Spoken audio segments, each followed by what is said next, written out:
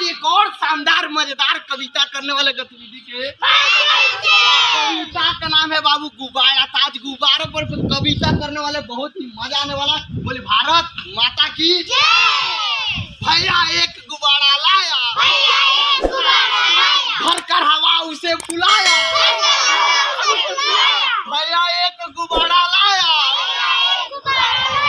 भर कर हवा उसे फुलाया। उछल उछल कर उसे उड़ाया, उछल उछल के उसे उड़ाया। उड़ा गुब्बारा हाथ न आया, उड़ा गुब्बारा हाथ न आया। कैसा लगा है बाबू कविता? ये भी करो, बहुत सही। और दोस्तों मेरा प्रयास आप लोग को कैसा लगा है कमेंट करके जरूर बताएगा। अगर दोस्तों अच्छा लगा तो वीडियो को लाइक शेयर जरूर कर दीजिएगा। और दोस्तों बता दें अभी तक इस चैनल को सब्सक्राइब नहीं किया तो चैनल को सब्सक्राइब जरूर कर लीजिएगा। तो दोस्तों वीडियो को अंत तक बने रहने के लिए बहुत बहुत धन्यवाद। थैंक दोस्तों।